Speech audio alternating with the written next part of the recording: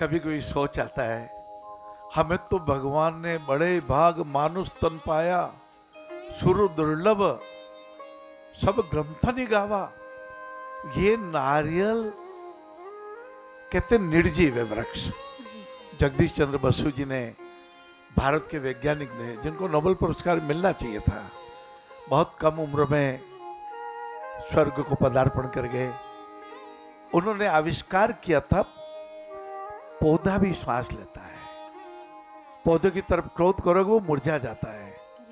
छुईमे का पौधा तो आपने देखा होगा, एक पत्ते की तरफ हाथ लगा दो तो एकदम पत्तियां सारी मुरझा जाती है और 1 मिनट बाद वापस खड़ी हो जाती है। ये ऐसा नारियल, और जिसमें ऐसा नरम और ऐसा जल। ओम भूर्भुवः स्वः तत्सवितुर्वरेण्यं भर्गो देवस्य धीमहि धियो यो न प्रचोदयात्। माता पिता गुरुदेव भी कभी कभी ऊपर से कठोर होते हैं।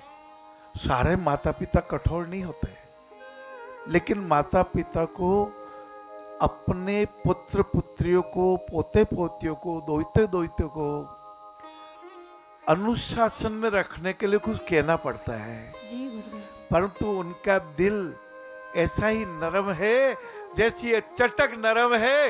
ये भगवान का प्रसाद नरम है, ये ईश्वर का प्रसाद नरम है, मीठा है, मधुर है, आनंददायक है। इसलिए जब भोजन करने लगते हैं तो कहते हैं, हे सर्वशक्ति संपन्न प्रभु, करबद्ध विनय हम करते हैं, सेवा में वस्तु आप ही को अर्पण कर भोजन करते हैं। सीता माता जी ने कहा, जो गौरव लेकर स्वामी होते हो कानन गामी, उसमें अर्ध भाग मेरा, करो न आज त्याग मेरा। मुझे छोड़ के मत जाना राम, मेरे प्रभु, मैं आपके बिना जीवित नहीं रह पाऊंगी। यदि आप मुझे छोड़ कर चले गए, मेरी मेरा प्राण चले जाएंगे। मेरे प्राण आप में बसते हैं राम, मेरे प्राण बसते हैं। चलन चहत बन जीवन नाथो, के ही सुकृति सन होई ही साथो, की तनु प्राण की केवल प्राणा, विधि कर तब कछु जाई ना जाना। प्राण जाएंगे, मैं भी साथ जाऊंगी, प्राण जाएंगे, देह भी साथ जाएगी। सीता माता रो पड़ी और सुख में आकर गिरूं। जब सुख है, अयोध्या में सभी तरह का सुख है, मैं आपके आगे पीछे घूमती रहती हूँ। और जब आप 14 साल के लिए वनवास जा रहे मेरे ठाकुर, मेरे प्रभु, मेरे राम, मेरे रघुनायक, मेरे कौशलेंद्र, जब आप 14 साल के लिए वनवास जा रहे हैं, मैं आप कहते यही रह जाओ, आप कहते ठंडी गर्मी बहुत पड़ेगी, आप कहते रोने से मुंह धोना।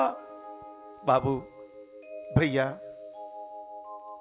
हर बार मैं कहता हूं, हमारे मन की व्याकुलता कैसे सुख और शांति में बदली, उसकी कथा है। एक जज साहब की बेटी थी, उसका विवाह एक गरीब युवक के साथ हो गया। युवक बड़ा सच्चरित्र था, लेकिन उसके घर पे एक झोंपड़ा था कच्चा। तो उस युवक ने सोचा, मेरे ससुर साहब तो जज साहब है, इतने बड़े पद पर है, इस छोटे से झोपड़े में कैसे ले जाऊं। उसने अपने काका जी के यहाँ पर, काका जी समझते ना, हम अंकल, आजकल सब अंकल बोलते हैं ना, चाचा जी, काका जी, काका जी का पक्के मकान में ठहरा दिया।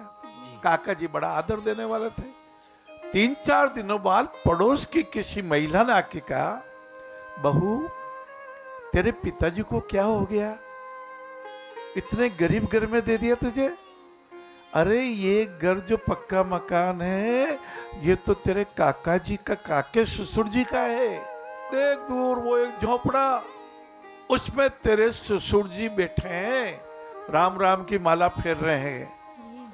बहू ने कहा, मेरे पिताजी बहुत महान है, मेरे को संत परिवार में विवाह किया, मेरा विवाह मेरे पतिदेव बहुत अच्छे हैं, मेरे भगवान जैसे हैं।